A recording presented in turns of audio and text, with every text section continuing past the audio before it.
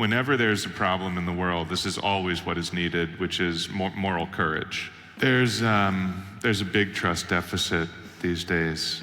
You can trust Bitcoin. It gives you the ability to secure your wealth and eliminate trusted third parties. It's an extremely optimistic, version of empowering people. If you're just hodling the Bitcoin and you're letting life proceed and you're not using it to achieve the objectives of your life, then what's the point, really?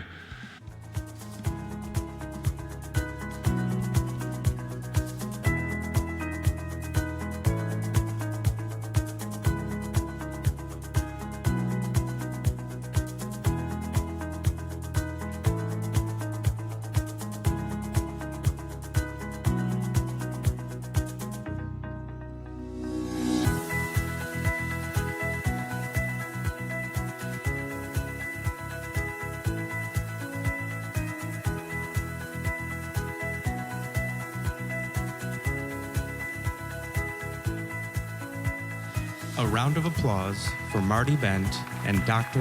Andrew Cones. Good morning, everyone. Andrew. Good morning, Marty. Let's say, how are you doing? But we've been chatting for the last hour. Very good. So we've been chatting how to start this conversation. I think the best way to start is many people describe Bitcoin as this trust machine. You can trust Bitcoin. It gives you the ability to secure your wealth and eliminate trusted third parties and minimize trust. I think the concept of trust, a lot of Bitcoiners really go to an extreme where you can't trust anybody. But I think the nature of finance over time has been built around trust. You have interpersonal relationships, you need to develop that trust. And considering this is the Imagine If conference, let's imagine if we rebuild trust in society, particularly with the financial interactions and structures that we participate in. There's a big trust deficit these days, and a lot of people are doubting institutions, they're doubting governments, they're doubting arrangements that in prior generations were a lot more easy to rely on. And Bitcoin and computers more generally, I think, have earned our trust, because, when was the last time you opened up your Photos app and you checked on an old photo and it completely changed? Never, right? You go back and it's the same photo every single time you access it, and you don't send an email and it, ends up on the other side all garbled. And with that kind of repetition and that kind of ability to rely on it, and with so many people, us included, but definitely younger people, having grown up in a digital world, I think the ability to repose confidence in code is very high. And Bitcoin provides the epitome of that trustless system. Yesterday, I was in a conversation and someone said, we're evolving from a credit-based system to a money-based system. And in part, that's true, because the way that dollars are created is that credit is issued and banks create new money, and it's very inflationary and everything like that. But in another really profound sense, I think that credit, like if you think about it, not our credit-based system, but credit as a concept, where is it coming from? You have the Latin verb, credere, the Latin verb, that's for to believe. And you have, the verb for to trust, confidare. And what do you have in English? You have credit and you have confidence. And so all of these systems are systems where we're believing that whoever is making this, agreement to repay something or to borrow something for a longer term purpose, to buy a house, to invest in a business, to achieve their dreams in some tangible sense, we're believing that they're going to honor the contract. And underpinning that is the dollar. The problem is the dollar has been eroding and that it's not believable. And everyone sees that and everyone feels it. And so the idea of rewiring credit arrangements, belief arrangements, in part supported by the open, auditable, transparent system of Bitcoin and all of its virtues, and in part supported by human objectives to achieve things over not just like a day or an hour or a week, but to achieve something over the course of 1 year, 5 years, 10 years. I think that's philosophically, imagine if, right? That's philosophically where I think it's very exciting to think about Bitcoin and credit and longer term objectives.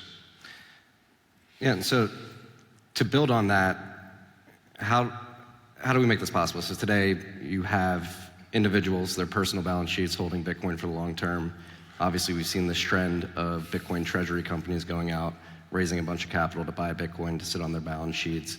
Nation states are getting into the game, and it's really been one-to-one with each of those individuals. I think in terms of really going to the next step and integrating Bitcoin into credit structures to manufacture the soft landing. So this is something I've been talking a lot about on the podcast. We saw the meme of the soft landing really come to the fore post-2020. Printed a bunch of money, don't worry, we were going to manipulate interest rates and monetary policy to the point where we'll manufacture a soft landing. And I don't think that's possible in the current monetary system and the government-fueled debt system. I think we need to use Bitcoin to manufacture the soft landing by injecting it in credit products. That's why we're very excited about what you're doing at Battery. Yeah, but when you add the Bitcoin element to the credit structure, the Bitcoin appreciates much more rapidly than the fiat debases. And that's because the Bitcoin is finite, the fiat is growing rapidly. Also, the usefulness of the Bitcoin is very high. Like, it's not just a savings technology, it's also being used, and we've heard so many great examples over the course of this conference for balancing energy grids, for payments, for cybersecurity, for many other use cases that haven't even yet come to the fore or been developed. And when you have those drivers that are supporting the appreciation of Bitcoin and the growing adoption, and you add that to a credit arrangement, you restructure the balance of payments. Because right now, if you make an investment as a credit investor, you're trying to get income.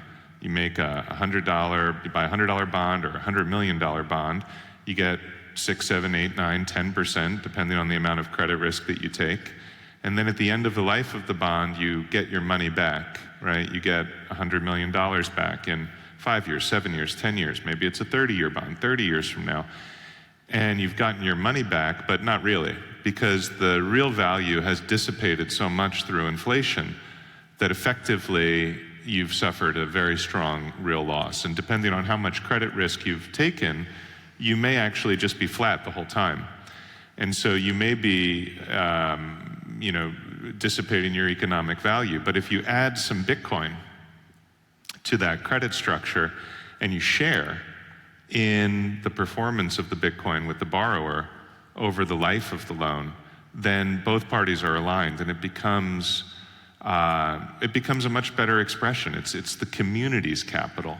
How many people feel a fondness for their lenders in this room? Like, you're like, oh, I'm so happy I just got my monthly statement from my mortgage lender. I'm just gonna write them a thank you note along with this payment, right? Like, no one. But on the other hand, if you restructure that arrangement and you're like, okay, both the borrower and the lender are positively oriented toward the growth of Bitcoin, and we're sharing these values, we're all supporting this ecosystem. Everyone in this room is working for everyone else in this room, all in a common equity. And then if we underpin our long-term objectives, whether that be residential mortgage finance, purchasing a car, automotive finance, investing in a business, small business finance, agriculture finance, adding Bitcoin to a farm, and recapitalizing all of these important human endeavors with Bitcoin, it's an extremely optimistic, version of empowering people. So, if you have, if you have Bitcoin, you should be able to use it to achieve your dreams. And that does not mean that you should have to sell the Bitcoin in order to, if you have if you have $10,000 worth of Bitcoin and you want to do a $5,000 small business investment, maybe you don't want to sell 70% of the Bitcoin and pay the capital gains tax and invest in the small business. So you say, okay, well, when it's worth 100,000, I'll take that money off the table. But effectively, if you think about what just happened, that entrepreneur has just deferred their dreams, their objectives, their ambitions. And although, Michael Saylor is a genius in every way, although he says, never sell your Bitcoin, actually, Bitcoin is immortal, but unfortunately, humans are not, although maybe the lifespan is extending based on what some other speakers on the stage have been saying over the last day to 150 years even, and we're all gonna look very good.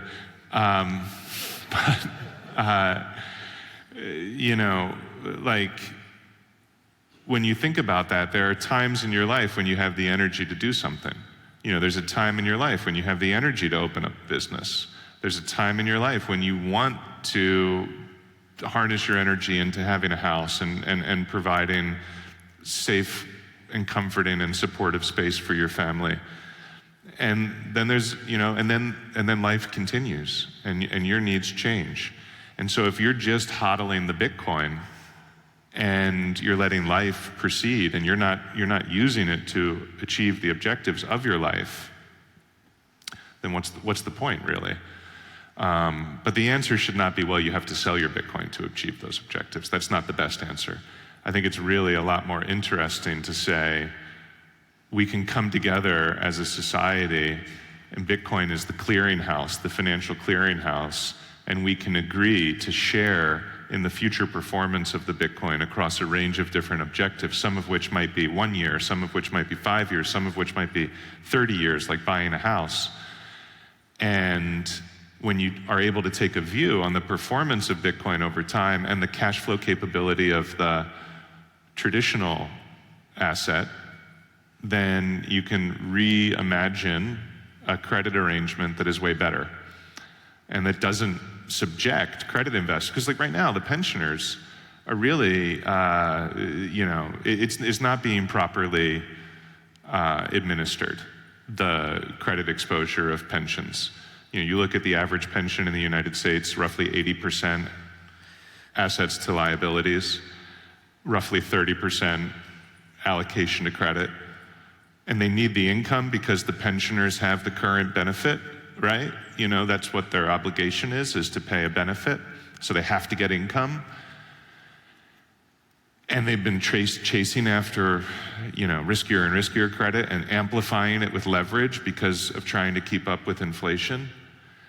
And then, when you get your money back because of more and more inflation means that credit events haven't really manifested in the same way that they otherwise would have because the Fed just comes in and prints more money, or all of the banks come in and print more money. And so everybody repays, but the value of that repayment is much lower. And so yes, you produce, but it's like it's fiat, it's fake. You produce this stream of income, but everyone can see that it's diminishing in real terms. And so if, to the extent that it is our community responsibility, and I think it is, to use the tools that we have to ensure that people that have sacrificed on behalf of society like get the deal that they signed up for too.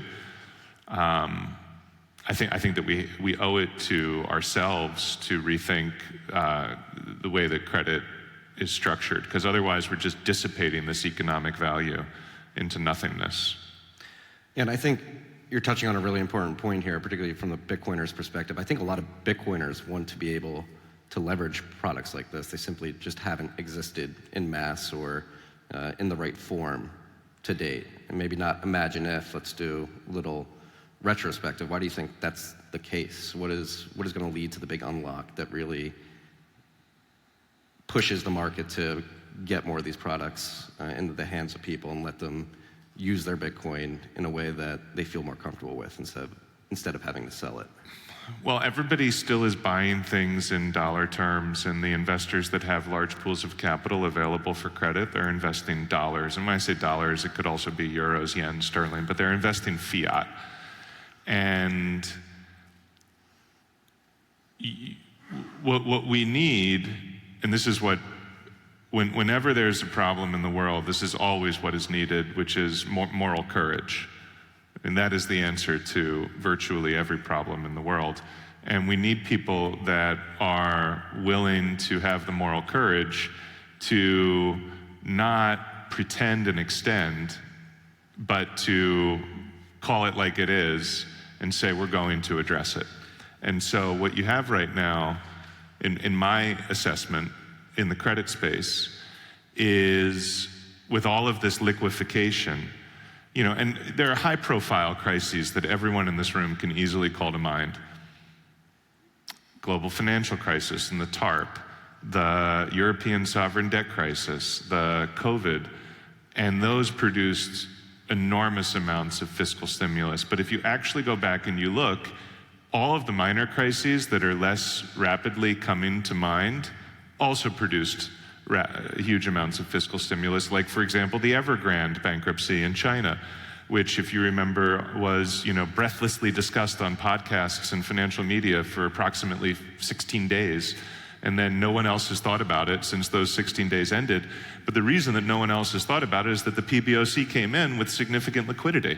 And the same thing with the Turkish lira crisis, same thing with the Italian sovereign debt crisis. And all of these, Silicon Valley Bank crisis and the sharp deterioration in Signature and Silvergate would have been way, way worse if it wasn't liquefied, right? But it was rapidly liquefied. And so you have this kind of, everyone's wearing protective gear in the financial markets so that no one actually gets a bruise. And but what that means is that actually you're a lot weaker, because when you do get a bruise, you get stronger somehow as well. And so what we really need is we need people to say something which is very difficult, which is like, look, I've got this $30 billion portfolio of credit, and yes, it's marked at $30 billion, and yes, it produced my target return of 7% last year, $2.1 billion, and that's what our system needs to meet our liabilities. But also, if we don't pivot away from that, if you just let the clock run out for the next 10 years, we're onboarding $15 billion of real losses. And you're not gonna see it because it's still gonna say $30 billion and we will have made our money back. But on a real basis, if you incorporate a view on inflation, you can see that this is dissipating in its economic energy, this is diminishing. And we need that kind of leadership from pension consultants, from institutional allocators, from financial journalists. We're seeing investors that are more nimble, which are retail investors and public market investors, dramatically embrace the innovations that are coming out. Strike, Strife, Stride, Stretch, MSTR, several other interesting innovations at other leading Bitcoin treasury companies, but most innovative by far, MicroStrategy. And we're seeing the popularity of that.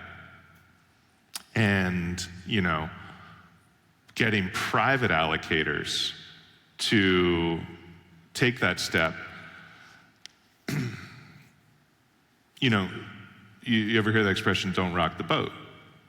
But this is a big boat, it doesn't necessarily feel the waves getting worse because it's a much bigger boat. I mean, you ever been on a cruise ship compared to being on a little canoe?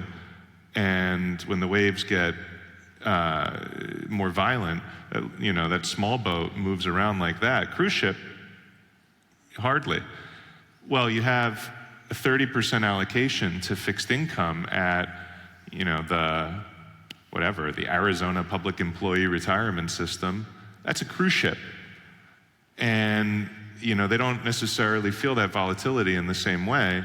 And they have the investment committee and they report and so on and so forth. And to introduce an extremely volatile asset, volatile in US dollar terms because of the adoption and everything that's happening in the, the nature of Bitcoin, that's why you have to transform it and blend it with credit in a way that you're improving the credit quality, addressing the likelihood of high integrity credit returns, but protecting against inflation over a long period of time.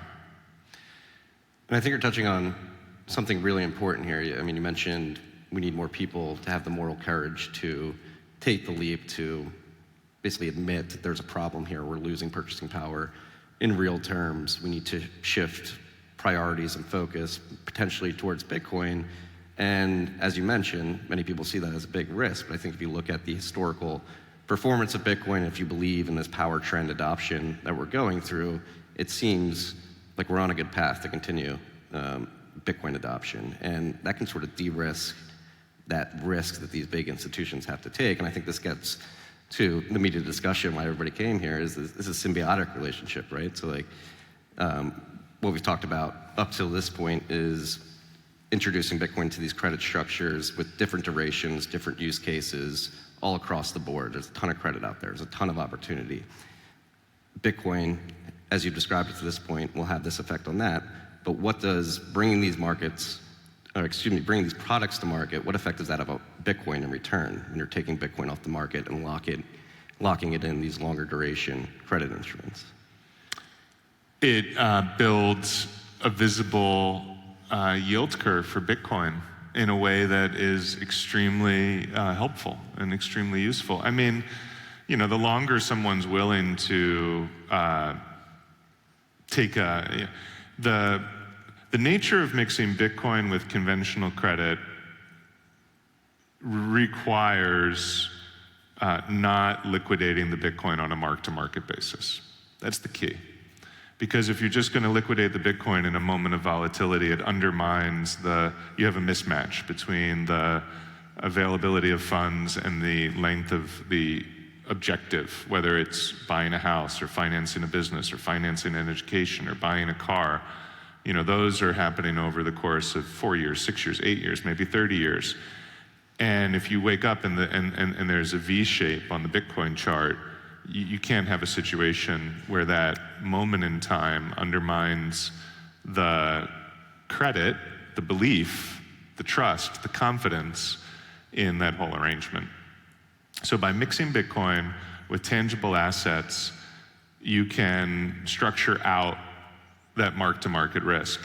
And once you've done that, then your question is, okay, what is a fair sharing between, the borrower that is providing the liquid currency, nowadays fiat, but the liquid currency to achieve this objective today, right? You want to buy this equipment, you want to pay the tuition to go to school this year, you want to buy the house, you want to consume something in the near term, and that could be consuming a capital good and investing in it, but you want to consume something today, you need the liquefaction, and you're willing to trade some amount of long-term performance for the Bitcoin. And the longer the term, you think about, okay, what's the right risk sharing? And it depends also on the quality of the credit and its ability to produce cash flow. Some things have a greater debt service coverage capability, and so they can support a current return. Other things, maybe you want to put more emphasis on the risk sharing and the upside sharing. But having a view on Bitcoin's historical performance enables you to structure instruments that absorb that knowledge, and that's essentially what we're doing at Battery. I was having a really interesting conversation out in the hallway with an individual here, software programmer. We were talking about education savings. He was saying, well, I've been saving for my children, their education in Bitcoin. And I know a couple of other people that have been doing this as well. Not necessarily through, one of the 529 programs, although of course that does provide some tax advantages, and there are some that you could use, and you could put, publicly traded stock in one like MicroStrategy or IBIT or whatever. But he's just saying, look, I just have a Bitcoin account, and I have it in my mind, mentally, I'm gonna set this money aside for my kids when they go to college. Say, okay, well, let's imagine that, through dollar cost averaging over the course of a 5 or a 10-year period of time, that individual has set aside $35,000 or $50,000 worth of Bitcoin, They buy it, religiously, $500 a month, whatever the math works out to be. And yeah, $500 a month, that'd be $6,000 a year. 10 years, that'd be $60,000. So that's their basis in the Bitcoin.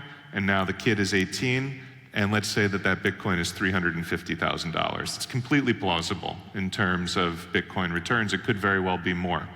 So you're sending the kid off to school, congratulations, so excited. How are we going to pay for it? Well, we're going to sell our Bitcoin. I mean, is that really the right answer? That we've accumulated $350,000 worth of Bitcoin, and we have to dissipate it all in one fell swoop, sell it, and pay for the two. Okay, that's a possibility, and the college has been paid for very effectively. But what about this? What if you went to, the Bitcoin educational finance app, and I mean, conveniently called Beef. Like, what if you went to the Bitcoin educational finance app and you're like, okay, I have $350,000 worth of Bitcoin. My son, my daughter, they're going to go to a school where the total cost is going to be $50,000 a year, room and board and everything else. And the financing party says, okay, we'll do a student loan, and the cost of the student loan is going to be, you can borrow from the government at 6 or 7%, or you can borrow from the Bitcoin educational finance facility at maybe 1% or 2%, but we're going to share in the further upside of the Bitcoin over the course of the next 15 years. And now we're financing the education of this next generation built on the savings of the Bitcoin, but not dissipating the economic value of the Bitcoin. And I just think it creates for all of those kinds of credit relationships, trust relationships, confidence relationships in investments in society are a really provocative thing for us to imagine here at the Imagine If conference, because the dreams of anyone who spends time at Bitcoin conferences hears the most inspiring stories. I was talking to an individual last night, maybe he's here in the room, Dredd, telling me about the 1,100 merchants down in Jamaica that he's onboarded onto Bitcoin acceptance with his Flash program. And now, people are really, he's integrating it into the fabric of the Caribbean, the economic fabric. And that's very powerful for those people that are there. And you hear these entrepreneurial stories, and all of the ambitions are so compelling that to finance them and to make them possible and to grow them across generations is an extremely inspiring thing to think about for where, humanity can be headed.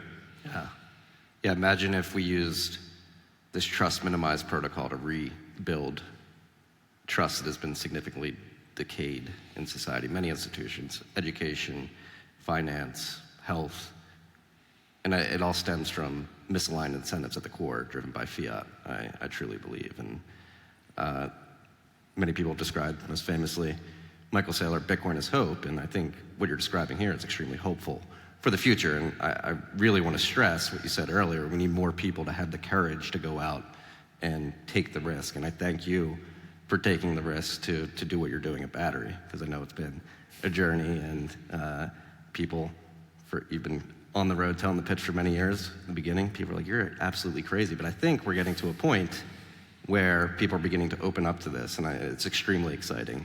And so on that, we've got 30 seconds left if you want to wrap it up with any final comments. I mean, I would just like to express my appreciation to you, Marty, for your leadership, actually, in TFTC, and Matt, and Rabbit Hole Recap. I'm sure that there's a very high percentage of people in this room and on the live stream that will tune in week after week.